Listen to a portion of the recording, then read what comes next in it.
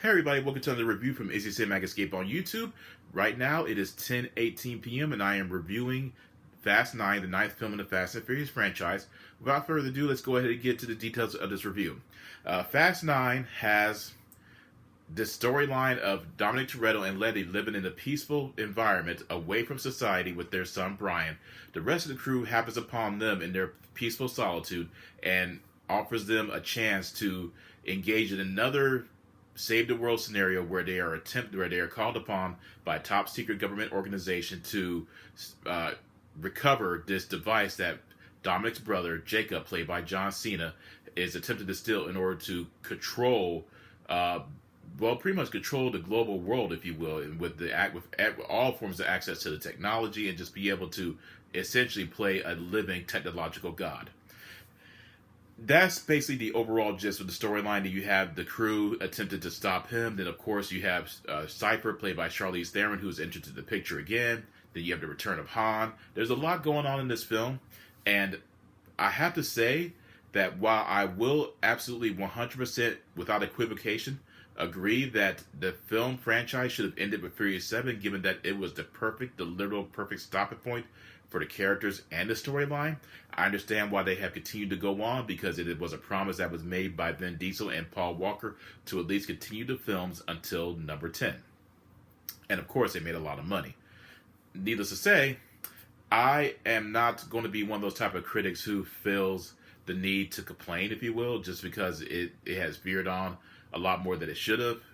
I love the later Fast and Furious films, so I don't necessarily have any type of true harsh complaints, because I recognize what they are, and I recognize the fact that they have fully transitioned into being just pure, over-the-top, dumb action films that bring a true sense of escapism. And that, given what has occurred for the better part of the year, I honestly do not see anything wrong with continuing a franchise that is bringing about just pure, unbridled escapism.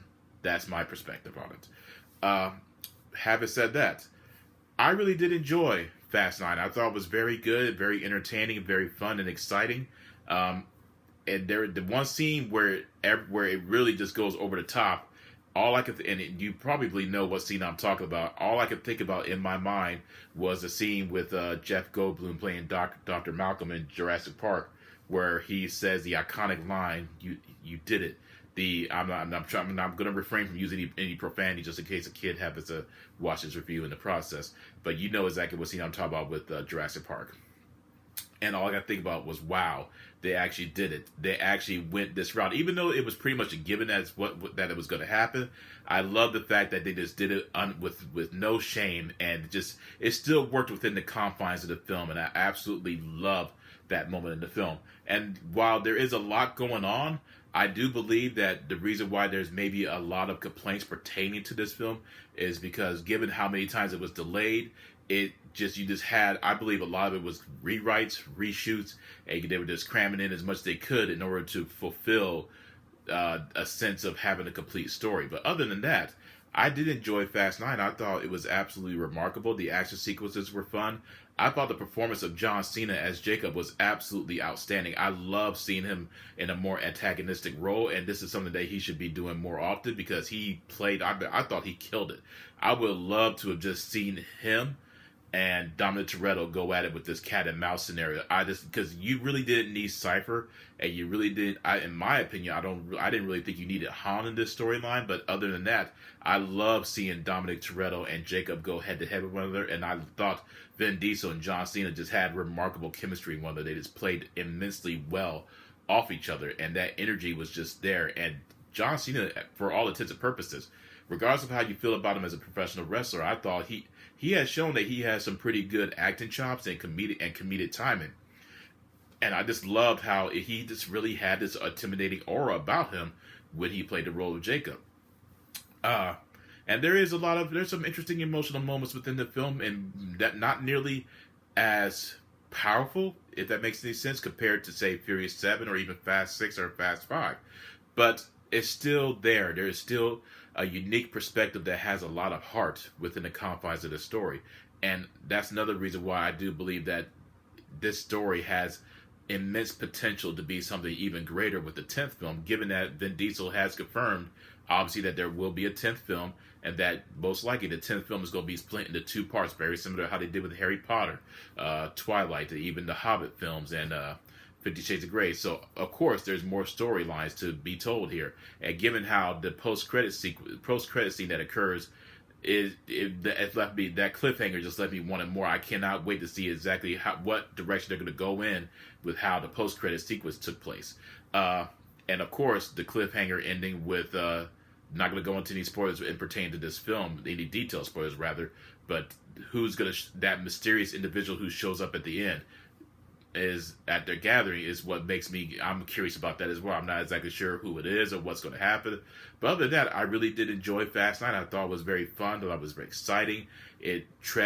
While it still stood within its familiar formulaic pace, it still treaded new territory. So I'm not gonna knock it whatsoever. The complaints that I have been reading and listening to regarding this film, of how they felt that several critics said that this film lost them, that it ventured too far into the unrealistic territory, how it defied the laws of physics. Let's just go ahead and call a spade, and let's just put everything on the table. For me, Fast and Furious films have ceased to be ceased to be realistic since Fast 5. We have watched these characters literally go through hell and back. We have watched them perform inhuman feats from Fast 5 and on up. We simply cannot expect any type of realistic scenarios to happen within the confines of these action extravaganza films. They're supposed to be over the top, and they're insane, and they do it executed well, and they know what they are. They're not intended to insult the intelligence of the audience. They are what they are, and that's what they should be accepted as. And that's why I love those so much, because it's not so much about trying to look for any deep, meaningful, philosophical messages and to use your brain in order to find some sort of semblance of intelligence within these cinematic formats. I thought it did remarkably well. I thought it did what it needed to do. And if you're coming to these films expecting some sort of tour de force, masterful, masterpiece acting, then let me just go ahead and say, of course you're going to be disappointed. If you're coming in expecting anything other than what's being presented on the screen, of course you're going to be disappointed. That's just the way it is. And it's not a knock on any of those critics. It's not questioning their taste. It's not even questioning the taste of the general audience. We just know that given the better part of what has occurred for the year, we need a little escape. We need a lot of escapism. And this is what these films have provided for, the last 4 films. They have provided a true sense of unbridled, unapologetic escapism.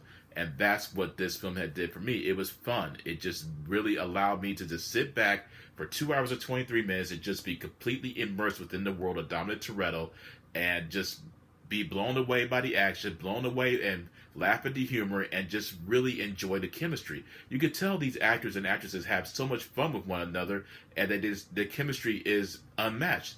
Yes, it is not the same without Paul Walker, and yes, they still should have stopped at Furious 7. But either way, they are still fun, and they should be accepted as such. And that's just the way it is. And again, it's just my opinion. I'm not saying that my opinion is the gospel, but that's just how I look at it. But other than that, I'm going to go ahead and say that Fast 9, thought it was remarkable, thought it was fun, thought it was exciting, thought it was great. I give it a 5 out of 5, a 2 thumbs up, 10 out of 10. I do recommend it. I absolutely recommend it. And I really don't think I think you could bring your kids to watch this, because it's not overly horrible. There's not a lot of graphic sexual innuendos in it. It's just pure fun. You could literally take your kids to watch this and not have to worry about them being scarred or saying anything inappropriate. Yes, there is some profanity in there and a lot of violence, but other than that, it's about what you'd expect. It's literally about what you'd expect, and that's just what I have to say about it. And I hope you guys did enjoy this review. Let me know in the comment section what you thought about the film, or let me know what you thought about this review. Provide a like, and let me know on my Facebook what you thought about it. My next review is most likely going to be The Forever Purge and Black Widow following, and Space Jam 2 is going to be following after that. So there's going to be a lot of material coming from me, my friends. I hope you guys remain safe and healthy. Take care, and peace out.